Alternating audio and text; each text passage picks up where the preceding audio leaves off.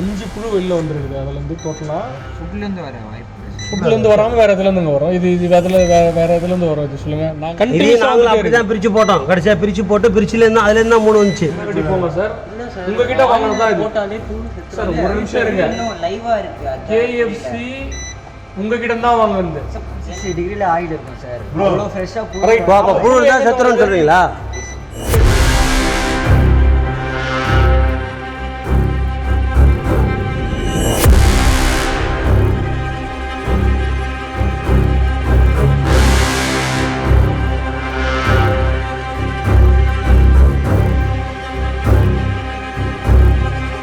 புழு இருந்த உணவுப் பொருள் கேஎஃப்சி ஐயப்பன் தாங்கல் வந்து விற்பனை செய்ததாக வீடியோ வந்து தொலைக்காட்சியில் வந்து வீடியோ வந்ததன் காரணமாக நியமன அலுவலர் காஞ்சிபுரம் ஃபுட் சேஃப்டி நியமன அலுவலர் காஞ்சிபுரம் உத்தரவு பேரில் வந்து ஐயப்பன் தாங்கல் கேஎஃப்சியில் வந்து இன்றைக்கி ஆய்வு பண்ணோம்.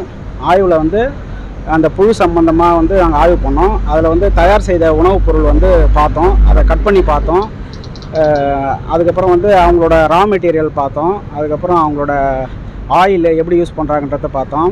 மற்ற உணவுப் பொருளோட தரத்தெல்லாம் பார்த்துருக்கோம்.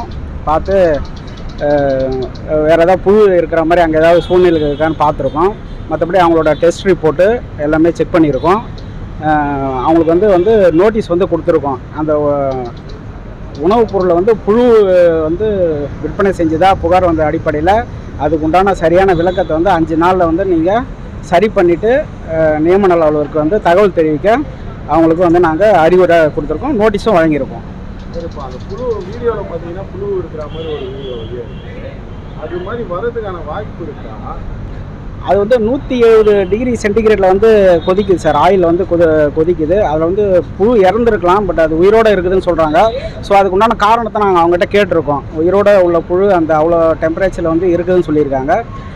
ஸோ அது காரணம் நாங்கள் கேட்டிருக்கோம் என்னன்னு சொல்லிட்டு அவங்க சொல்லுவாங்க. 5 நாளில் தெரிவிக்க சொல்லியிருக்கோம். நியமன அலுவலர் காஞ்சிபுரம் வந்து அவங்க தெரிவிப்பாங்க என்னன்னு சொல்லிட்டு நோட்டீஸ் வழங்கியிருக்கோம். ஆய்வில் வந்து என்னென்னலாம் நம்ம பார்த்துருக்கோம் சார்? அவங்களோட தரத்தை பார்த்துருக்கோம். முதல்ல வாட்டர் டெஸ்டிங் ரிப்போர்ட்லாம் பார்த்துருக்கோம். அதுக்கப்புறம் ஃபுட் டெஸ்டிங் ரிப்போர்ட் அவங்களோட தயார் செஞ்ச உணவுப் பொருளை வந்து பகுப்பாய்வுக்கு தனியாகவே அவங்க அனுப்பிச்சு அதை டெஸ்ட் பண்ணலாம். ஸோ அந்த பிரகாரம் அதையும் நாங்கள் பார்த்துருக்கோம்.